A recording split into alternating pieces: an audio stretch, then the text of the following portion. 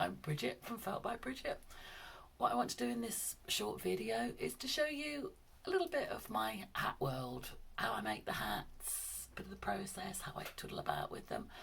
We've only got a short time, so I'm going to stop talking and start showing you.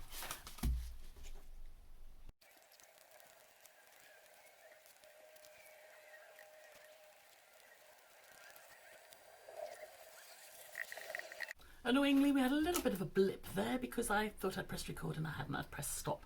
Anyway, what happened next was I put this colour on the bottom. Now I'm going to move over to my next project because I like to do two at a time. So I'm just going to move this one out of the way. I think at the moment might be the easiest.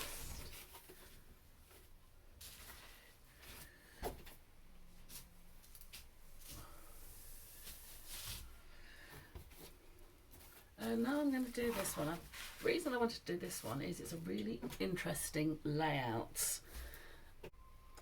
I can't claim that this is my original design.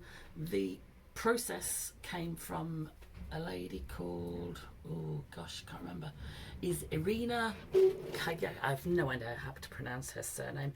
Anyway, a Russian felter who has done a lot of research into layout at different angles. I mean, normally when you make a hat, you do felt full stop. You do horizontal and vertical lines, so in effect you're doing warp and weft on the cloth, so you can pull it that way is strong, that way is strong.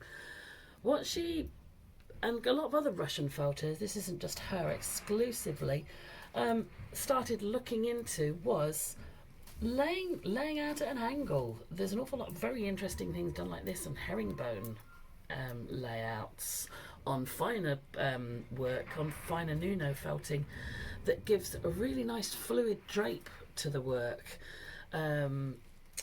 What this one does, this one is all laid on as a spiral. So what I'm making is what at first glance looks like a beret. So what I'm going to make is a great big circle. But if you notice, I'm actually laying this out in a spiral. Now I've experimented with different degrees of spiralness, whatever the word is, 45 degrees, 30 degrees, and even steeper, sort of like even this sort of level. And they all do different things. I mean, they all create different effects or different shapings. But for the one I want to do today, I want to do an angle that's a bit less steep than 45 and not quite 30. Don't know if you can see the angle that I'm going round here. And I've just realised I'm not doing this at the wrong place, so I need to be a little bit further out. So I want that to slightly overlap better. So what I will do is I will carry on doing this at high speed and come back to you.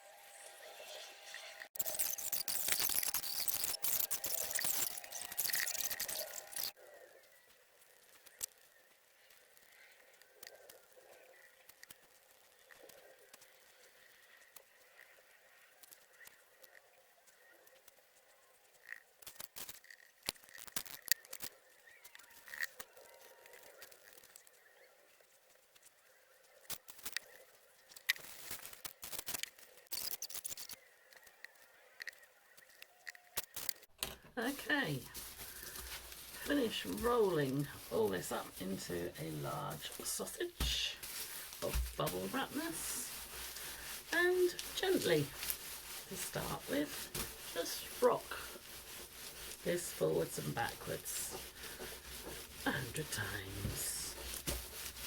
Then we're going to turn it over and do it another 100, maybe even 150, and then we're going to flip it sideways and do another 100, 150, and then sideways again 100, 150, so that each side of the hat gets at least 300 rolls, 200 or 300 rolls.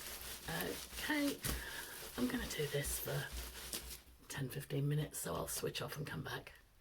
Okay, it's been rolled. I'm just going to give everything a quick rubbing just to make sure there's no little loose bits.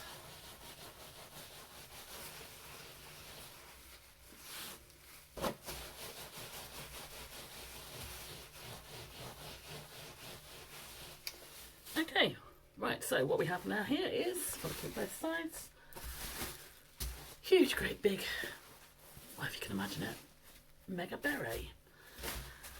Now this will shrink an immense amount. Now what I'm going to do here is take out this template and take out this one, and as I do it, I mean, you can see where the seam was. I'm just going to rub that out because you don't want a line.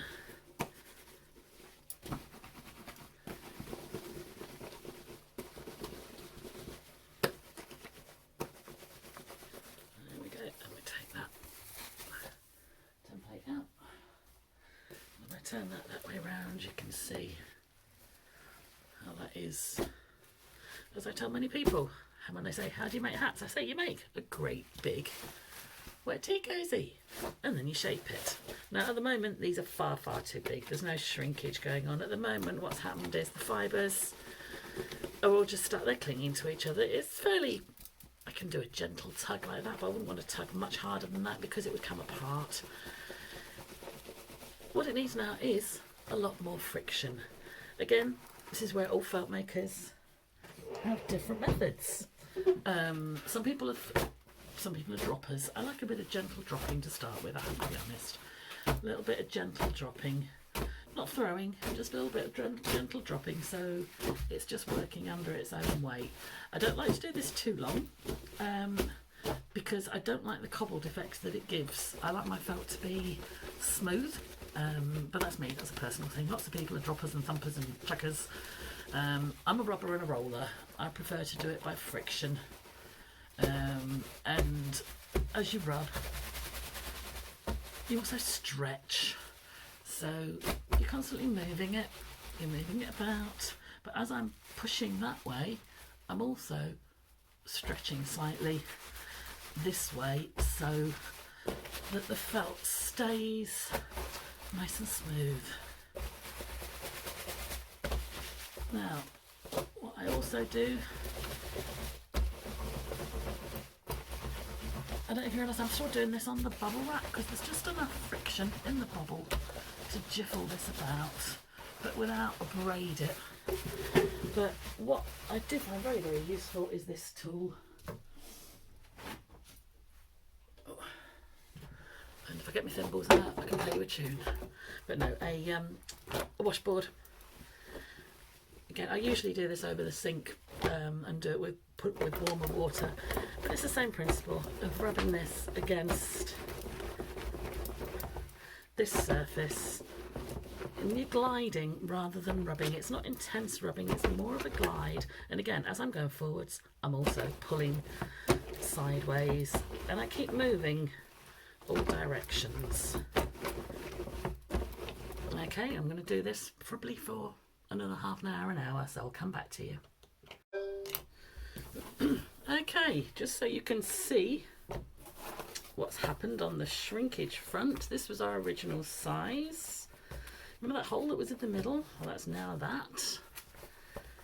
That edge was there, and this is now a sticky uppy thing. So what we've got is big wet tea cosy. If we compare this one to this original shape, you can see that that was there. So we've lost about a third. We've lost more on that one because these layers were finer, more further apart. Alright, this one, I don't know if you can remember, that was a hand span apart. That is now, well, there's the end of my fingers. That's shrunk by a bit. So, first job, let's shape the brim. I'm going to do it this way round, and you'll see why in a minute.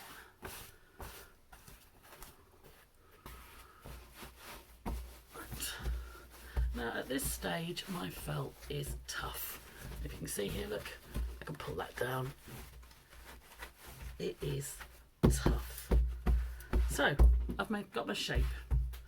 Now what I want to do is now I'm going to turn back my cuff. Sometimes this is easier to take it off. So let me move this a little bit closer. Okay. I'm just going to roll this back. I'm going to rub it back against this. Just for a bit of, you can never over full a hat. Sometimes I'll give it a bit of a rub with a bit of fly screen.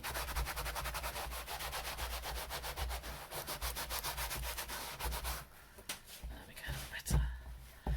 Okay, now I work on the head most of the time. It's the easiest thing. Pop it on the head and think, right, that's all way too big, so I'm going to fold some of that in. So you can already see I've folded, so I'm going to try and do this backwards so you can see what I'm doing. Folded that bit top in, and already it's starting to look like a hat. So I'll match that up all the way around, and I'm going to come to a bit of a point here on this particular style. You can see I'm going to come to a sort of pointy bit. And then I'm going to, and I can never remember how I do this, I sort of go, it's really hard to do this the back way around, sort of swivel it up.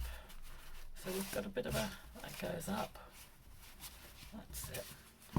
So we've got a bit of a swivelly curve. Right. And then you have to decide, are we going to have a rose or a twiddle? I think we'll do a rose. Right, fold in half.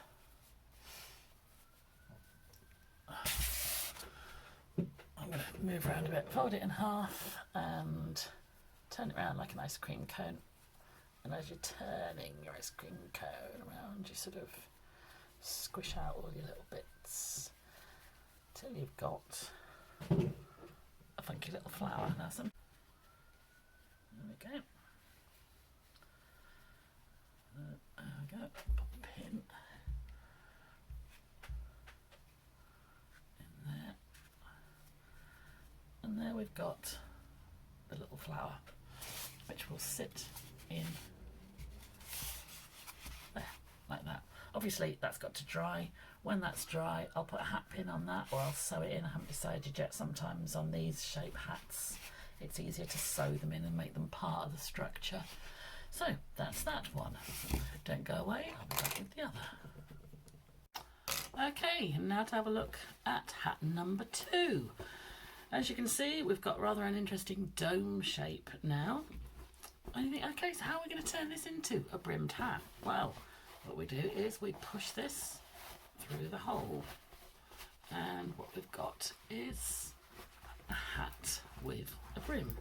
Obviously at the moment it's got no shape or whatever. That's what we've got to do next.